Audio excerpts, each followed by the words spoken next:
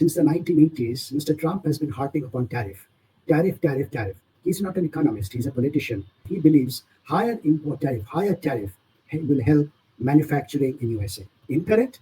If Mr. Trump's party kicks out the immigrants, illegal immigrants, there will be loads and loads of jobs which will get vacant. So, will India get an opportunity? Perhaps yes. I would guess there would be pushback on H-1B visas, which is nothing else but a work visa in US. That might get affected adversely. IT services, I don't believe it will get affected because India is the back office of US.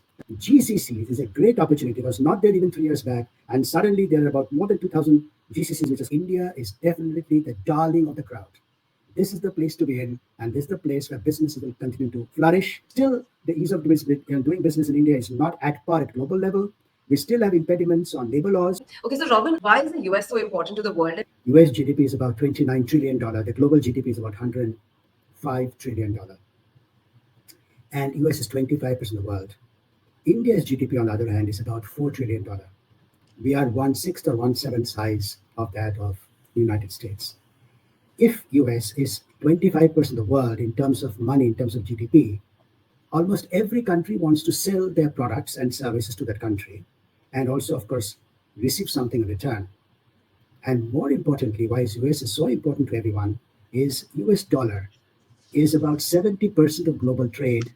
In case of India, 90% of all the exports and imports is under greenback, or is it called the US dollar. So US dollar is important, US trade and commerce is important because of the sheer size and power that country has over the world economy. So now, Robin, coming to the Trump administration, right? So how will Trump and his team, impact the global economy? First, I will take the economic priorities and then perhaps the team which he is trying to build. Economic priority, to some extent, we understand what Donald Trump wants to do. Two important things. One, from the beginning, since the 1980s, Mr. Trump has been harping upon tariff, tariff, tariff, tariff. He's not an economist, he's a politician. And of course, he's a businessman. Whatever he has understood in his life, he believes higher tariff will help manufacturing in USA. That means ban all imports or put higher tariffs on imports. That will help the US manufacturing sector to grow. Incorrect, but that's what he thinks. So therefore, the first policy statement I think he would do, and somehow he will implement, is raise import tariffs. It's already high in the US, but he is going to raise further. Number two, his another policy statement is he hates illegal immigrants. He feels that immigrants who are coming into the country are taking away American jobs. And therefore, he would definitely attack immigrants. Whether that would also perhaps make the agri sector or food sector suffer, because a lot of these immigrants, legal or illegal, are working on the farmlands, working on the agricultural fields, working on the menial jobs. Who will do all those? So two important statements which I think he is going to follow through. One, enhance import tariffs, and two, kick out and put guardrails against immigrants. That's the first part of your question. The second part you asked is, how is he building his team? Unfortunately, he's not building his team, the A team, with great minds and with great history. He's actually building teams whom he believes has been with him through the times and has funded him. Whoever has supported him through the bad time that his last 4 years when he lost the last election, and who are really hardcore Republicans, is what he's choosing. He has his own ideas of running the government, and he does not want the Congress, the US Congress, to be an impediment. And therefore, he is willy-nilly placing at the top of all departments his cronies. That's not good for the world. Perhaps it's not also good for America, but that's what unfortunately he's doing. Which basically means that whatever thinking he would have, whatever policies he would like to implement, he does not want anyone to protest. Robin, my next one is, talking about India specifically. You mentioned about imports, right? So according to you, what are the Indian sectors which are most vulnerable to the changes in the US policies post the Trump selection? The top three exports from India or imports into US from India, one is IT services, second is gems and jewelry, and third is pharmaceutical products. IT services, I don't believe it will get affected because India is the back office of US and US-based companies. India provides these costs at a cheaper level. he is not usually harping on service jobs in the US because he knows service jobs means educating people, giving them training, and it's a long haul. It's not going to happen in 4 years' time by the time he ends his term. So service jobs, service exports, I believe, will not get affected. Gems and jewelry, he's likely to place an import duty on it. This is something which is unavoidable. It is not a luxury, it is not a necessity, it's a luxury. Therefore, gems and jewelry is likely to be affected negatively. The third is pharmaceutical products. 60% of pharmaceutical products in the US is imported, and 50% of that imports is from India. He can't afford to raise import duties disproportionately on Indian pharma exports because India is only one of the few sources US has. And US has built the Indian pharmaceutical industry by doing the audit, having the good manufacturing practice over a period of time. They can't let it go. And US pharma is huge. There are multi-billion dollar companies there. Many of them, or most of them, depend upon Indian manufacturing. If I have to talk of one more sector, which is large exports from India, is electronics and electrical goods. This might get affected because it is possible that Mr. Trump will say that I must put import duty, high import duty, so that electronics and electrical goods are manufactured in the US. So I think it might get affected in the short term. Any other sectors you believe would be impacted that comes to your mind? Textile, perhaps. Textile exports from India, perhaps, because a lot of textiles are exported from India to US. Engineering goods, I think, might get affected adversely. But I think, in spite of being electronics or engineering goods, the defense sector from India might get positively impacted because US is going to play a big role in defense. They are going to access good technology defense. India's defense has now started improving in technology and on artificial intelligence level. So defense sector might get helped, might get positively impacted from India's exports. So anyone who is in defense and who is providing cutting edge technology, I think that they would do very well in the new regime. Why would the US look at India for defense? US has defense budget of $800 billion per year. $800 billion is spent. And this is likely to go up because, as you know, Mr. Trump is against China. And he would definitely like to build state-of-the-art defense and technology, which would really scare China away. And if that happens, they will willy-nilly have to import from many other sources. The best source for them would have been Israel. But Israel is already in war. They have exhausted their defense equipments and defense, let's say, artilleries. So they will have to go to other countries. And India is therefore one of the good and better countries for him to focus upon because he would definitely like to deal with India, which is a democracy, and not go to countries which are not democracy but autocrats or autocracies. So yes, defense looks a logical choice for America to source from, defense equipment to source from. Okay, Robin, now talking about China, right? So the US policies, they're encouraging, decoupling from China. That's one of their key economic factors. So what opportunities or risks do you foresee for India? It's a huge opportunity. Trump has bombarded China like anything. Even the first term, which he made every move which should affect China adversely. What he was doing during his electioneering, he was bombarding China. So definitely China, US, in some way or the other, they would do something to decouple China. That means if there are US importers who are dependent upon Chinese imports, and there are hundreds and thousands of them, there are large businesses who are dependent upon almost everything to be imported from China. They upgrade it or they sell it in US. So they will have to look for other countries to be sourced from. The most logical choice, while it looks to be India, but India is not the number one choice. Most of the American importers prefers Cambodia, Vietnam, Thailand, Indonesia. So many of these so-called China plus one strategy will go to the Southeast Asian countries. The good news is Apple has started sourcing from India. The American importers and the world has seen Apple has been very successful in enhancing sourcing of their high-tech mobile phones from India. And that gives hope to many of the Americans that India could be a good choice. However, it's a great opportunity for sure, but India should not waste this opportunity by having not improved the ease of doing business. So, Robin, when you talk about ease of doing business, or are there policies in place to make it easier in the short, like how long will it take? First answer is when Modi government came, they made ease of doing business as one of their things to do list. In the things to do list, more ease of doing business wasn't there earlier. They made it. Great progress was made. But I think over the last few years, there is some staticness in that. We need to do now much more better. We moved ahead, but now much more needs to be done. Um, we there are still a lot of permissions to be sought. The number of permits have to be still made much lesser and also much faster. And let's say you wants to open a factory in or want to open a restaurant in Bombay, for instance, and you have applied to the Mumbai municipal commissioner for a license, eatery license. So what should happen? Chantal should be able to put it in the internet, apply, and you should be able to see that at what number your license is pending. Are there 10 people before you, 20 people before you, 30 people before you? Are they considering your license at all? At what stage your license application is pending? This must be made transparent. Then all over the world, people will come and make investments in India. This transparency, this is still missing. Still, the ease of doing business in India is not at par at global level. We still have impediments on labor laws. The land is still not available very easily.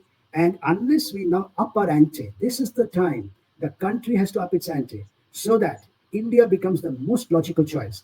Why should, for an American importer, try to encourage manufacturing in India and source it from there? The logical thing is India has a very large captive population, 140 crore of them. So if anybody puts up a factory there in India, they know that there would not only be a domestic captive audience or captive consumer, they can also be able to source it from India to US. But if anyone puts a factory in Indonesia or Thailand or Cambodia, they are small little countries. How much captive consumption they will have? India is very logical, very logical at all the time. But we have to do much better in the area of ease of doing business. If an American company wants to set up a factory, within 7 days, they should be up and running and get all licenses and permits so that they can do it. It's also important that our labor laws are not very employer friendly. There is no hiring and firing policy. We have to implement a policy, which was the original labor code, where there was a very good opportunity for us, for the country, to have a flexible labor policy. That also needs to happen side by side. And the last one, our court, our legal system. If there's a dispute, the legal system should work seamlessly and like a butter, which is of course not the case. Everyone knows that Indian legal system perhaps is one of the worst in the world. If it gets stuck there, it can get stuck for years together. That also has to get it sorted. To cut the long story short, for the China one, decoupling of China, India is a logical choice. It should happen. It's a great opportunity now under Trump. It's the biggest plus for India. In my view, this is the biggest plus for India, provided we can get the ease of doing business correct, the labor law sorted, and get the legal system much more faster and much more. It is fair, but it has to be much more faster. Okay, that's surprising. Okay. So how should Indian companies prepare for this potential shift in the US immigration or outsourcing policies? Unfortunately, it will get affected adversely in some way or the other. I will take it in two parts. Will the student community will get affected, and will the working community will be affected? Students community. If the student is going for good higher level studies, that will not get affected. You also know that there are loads and loads of illegal colleges who are taking people from India and showing them as students, but actually they're not students. They are illegal immigrants. They're trying to bypass the law. That will get affected. So illegal exports of manpower from India will get affected, which is very good for the country. They should not happen. They should stay back in the country and work here. So students, the higher class students and good colleges and institutes will happen. The riffraffs will not happen anymore. So I believe. As regards working community is concerned, again here the higher class mental work will be encouraged. People who are having AI knowledge, for instance, artificial intelligence knowledge or machine language knowledge or IT knowledge, those will not get affected. Special skills will not get affected. But people who are wanting to work in a restaurant there as a cook and a chef or a server, that will get definitely affected because they would say there are enough Americans who are wanting to do this job. However, what can happen, it would emerge perhaps in years' time, if Mr. Trump's party kicks out the immigrants, illegal immigrants, there will be loads and loads of jobs which will get vacant. And someone will have to do those jobs. Because, for instance, the agricultural sector, as I mentioned, the farm areas, which I mentioned, million jobs, which I mentioned, this might get affected. Who will do it?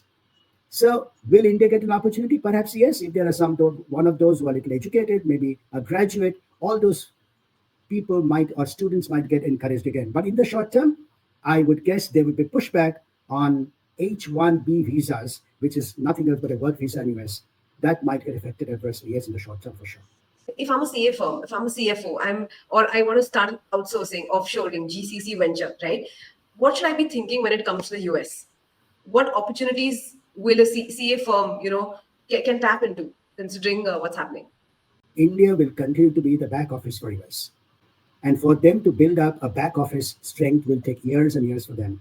India is a democracy and it's an English speaking nation, as I just said. So that will not get affected. Therefore, GCCs is a great opportunity. It was not there even 3 years back. And suddenly there are about more than 2,000 GCCs which has cropped up all over the country, especially in Bangalore. That will get very, very positively impacted, I believe. If you talk about CAs, GCCs do have CAs. And there are accounting related GCCs. There are accounting firms who are doing back office work. Again, a great opportunity will continue to happen. As regards CFOs are concerned, now that's a different area. CFOs is not looking at a back office work. CFOs are looking at how Indian opportunities, Indian companies can do business with India, with US. As I said earlier, China decoupling, which I think will hasten the process, will give Indian industry a great opportunity. CFOs will now huddle together, get their permits done quickly, and get the manufacturing and up and running very fast. Yes, the CFO should also remember that US is likely to follow strengthening their dollar. The chances are the dollar will get strengthened under Mr. Trump. And that's what he said. Sometimes he has also said, no, I want to weaken the dollar. But his body language, the Republicans' body language is to strengthen dollar. Strengthen dollar means weakening rupee. Please understand, 90% of Indian business is under US dollar denomination. So dollar rupee parity is very important. Therefore, Indian rupee is likely to depreciate if US dollar appreciates. Therefore, it is good for exports. It is very good for exports, bad for imports. And if it's good for exports, CFO should keep an eye as to what advantage they can take in terms of pricing their products so that they are still cost competitive. So to cut the long story again, I think GCC is a great opportunity to continue. CA firms, I think, great opportunities again, doing a back office accounting work, value accretive work. For instance, AI in accounting, AI in MIS, management accounting or management information system, AI in predictive analysis of accounting data. Those will do very well. And CFOs is a different cup of tea. They must hustle and make Indian manufacturing up and running so that the China plus one strategy as an option away from China, Indian manufacturers can continue to do well.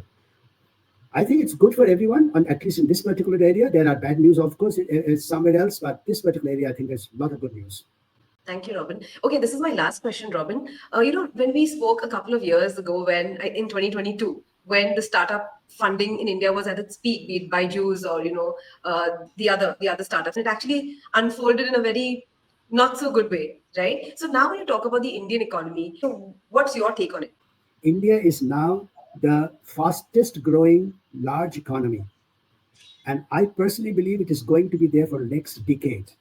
Unless, of course, some major goof up happens from our side. There is a lot of political uncertainty, or there is some war, or there is some natural calamity like global warming. Global warming is a big uncertainty. Anything can happen to any country.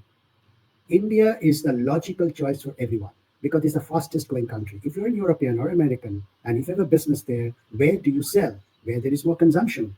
Which is that country which is consuming the most? India. And with China being out of focus or out of favor for America, China is no longer a threat. And more importantly, the country which was growing at 8 to 10 and 12% per annum is hardly growing now at 3 to 4%. They're announcing we will grow at 5%, but they're struggling at 3%. So China's growth is gone, at least for next 10 years, if not more.